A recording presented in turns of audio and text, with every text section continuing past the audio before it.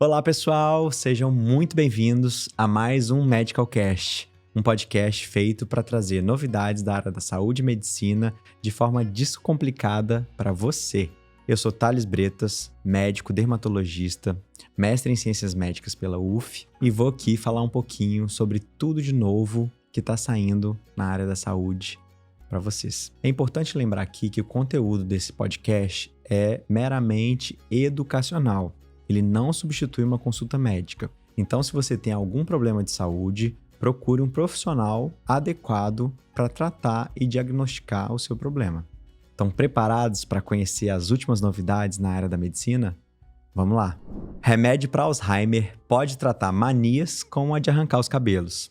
Uma pesquisa usou o medicamento memantina, que é um modulador de glutamato para tratar doenças de compulsão, como de arrancar os próprios cabelos, conhecida como tricotilomania, e a de machucar a própria pele, que é a escoriação neurótica. O tratamento atual para esses transtornos de pele de origem psicossomática é a terapia cognitivo-comportamental, que é a psicoterapia. Alguns medicamentos antidepressivos e antipsicóticos já foram usados com resultados variáveis. Nesse estudo, a memantina, que é essa droga para tratar Alzheimer, se mostrou eficaz em 60% das pessoas tratadas, enquanto só 8% das pessoas que tomaram placebo, que é um remédio falso, sem esse componente ativo, melhoraram seus sintomas. Os efeitos colaterais foram parecidos nos dois grupos, do remédio falso e da memantina. Os resultados mostram que a droga, antes era usada apenas para retardar o avanço da doença de Alzheimer, pode ser benéfica e segura para esses pacientes. A pesquisa foi feita com 100 pessoas e os resultados são promissores, mas esse tratamento precisa ser aplicado em mais pacientes para assegurar o seu uso na população. Terapia gênica tem potencial para tratar alcoolismo severo. Uma matéria recente na revista Nature Medicine, que é um jornal prestigiadíssimo na comunidade médica, publicou uma técnica de manipulação genética para tratar o alcoolismo. Uma molécula de proteína foi implantada no cérebro de macacos e inibiu o sistema de recompensa gerado pelo consumo do álcool. Quando uma pessoa ingere álcool, acontece um aumento na liberação de um neurotransmissor chamado dopamina, que regula humor e prazer. Mas o consumo crônico faz o cérebro se acostumar com esse estímulo e diminuir a liberação dessa dopamina, o que deixa a pessoa dependente do uso frequente de álcool para se manter num estado de intoxicação prazerosa. Para combater isso, foi utilizado um vírus modificado que não transmite doenças, mas que faz as células infectadas produzirem uma proteína chamada de fator neurotrófico derivado da glia, ou GDNF, uma sigla em inglês. Essa proteína faz as células nervosas se multiplicarem e produzirem mais dopamina quando ela é implantada na região do cérebro que produz mais esse neurotransmissor. Esse procedimento já é feito para o tratamento de alguns casos de Parkinson, mas como ele modifica permanentemente a estrutura cerebral e os neurotransmissores, ele deve ser reservado a casos graves de alcoolismo, resistentes aos outros tipos de tratamento. Ainda assim, estudos em humanos precisam ser conduzidos antes dessa técnica começar a ser usada. Biomarcadores da longevidade. Um grupo de cientistas de Harvard e outros 25 centros de excelência integram um projeto ambicioso chamado Biomarcadores da Longevidade. O objetivo desse projeto é quantificar de forma mais objetiva o envelhecimento em todas as suas variáveis. Esses cientistas afirmam que o envelhecimento é o acúmulo de estragos nas células ao longo da vida. E esse grupo pretende investigar, por exemplo, por que algumas células têm alta capacidade de renovação, como pele e intestino, enquanto outras duram a vida inteira, como os neurônios. E por que, por exemplo, os camundongos vivem cerca de 3 anos e algumas baleias vivem mais de 200 anos.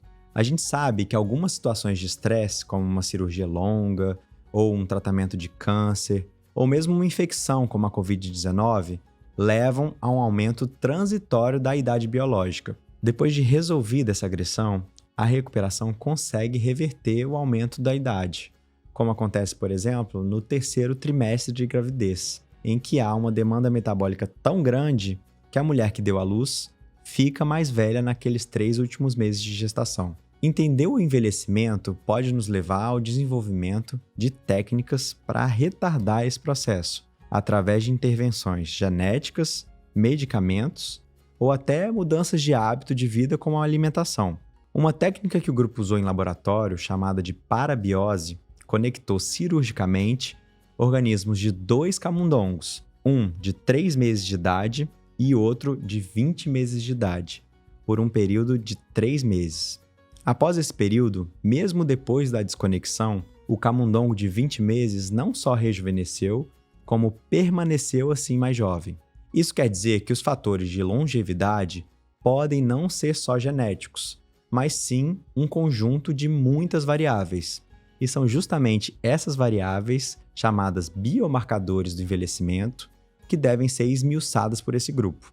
Com isso, eles pretendem testar intervenções que diminuam o acúmulo de estragos que comprometem a longevidade ativa. Em dezembro agora de 2023, já deve acontecer o primeiro simpósio dessas mentes brilhantes, e alguns resultados devem ser apresentados. Não é demais isso? Quem sabe assim a gente não pode viver por mais tempo e melhor, com qualidade, por muitos anos. Implante para tratar depressão resistente será aplicado pela primeira vez aqui no Brasil. Um implante de estimulação do nervo vago será colocado pela primeira vez aqui no Brasil, em 2 pacientes com depressão grave, resistente aos tratamentos convencionais. Até agora, os tratamentos mais utilizados para depressão são psicoterapia e medicamentos antidepressivos. Nos casos mais graves, que não respondem a essa abordagem inicial, podemos recorrer ao uso do anestésico ketamina, por exemplo, estimulação magnética transcraniana e eletroconvulsoterapia. O aparelho de estímulo do nervo vago já é usado em alguns pacientes com crises epiléticas e funciona estimulando diretamente o cérebro através da ativação desse nervo vago, afetando neurotransmissores e áreas cerebrais relacionadas ao humor. O nervo vago é responsável, por exemplo, por controlar os batimentos cardíacos após uma situação de estresse e a resposta de outros órgãos como o estômago e intestino. O implante é colocado embaixo da pele, na região da clavícula esquerda, como é feito com marca-passo, só que ele é conectado no pescoço, no nervo vago esquerdo. Por incrível que pareça, os riscos dessa cirurgia são considerados muito baixos e os efeitos colaterais são leves, incluem rouquidão, tosse e soluço, que podem acontecer porque o nervo vago está ligado justamente ao diafragma, que é um músculo envolvido na respiração e na tosse e no soluço. A programação é feita pelos médicos através de um tablet e é possível ajustar o funcionamento de acordo com as necessidades e respostas de cada paciente, para potencializar o tratamento, por exemplo, ou diminuir os efeitos colaterais. Poder contar com mais esse recurso é muito importante, já que, segundo a Organização Mundial de Saúde, até o ano de 2030, que é amanhã já, a depressão será a doença mais comum do mundo. E até 30% dos doentes têm justamente essa forma grave, refratária aos tratamentos convencionais. O Brasil é o país mais acometido pela depressão na América Latina e é um segundo lugar em todas as Américas. Infelizmente, por aqui, o implante ainda é recente e não é contemplado pelo SUS, o nosso Sistema Único de Saúde. Mas quem sabe, com esse primeiro, a gente vislumbre em breve essa oportunidade. Nova variante da Covid. A última notícia do nosso podcast hoje foi pedida pelos nossos seguidores do canal do Medical Cast no YouTube. E ela é sobre a nova variante do coronavírus, chamada EG.5, conhecida popularmente como Eris. O primeiro caso aqui no Brasil foi confirmado agora no fim de agosto. Uma paciente de 71 anos que não teve complicações e saiu curada do hospital.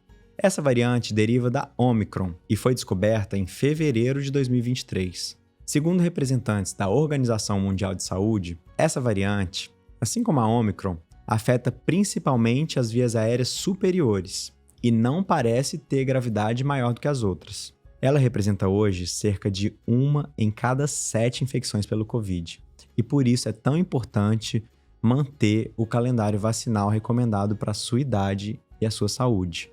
As novas doses de reforço previnem contra formas graves da doença. Se cuide.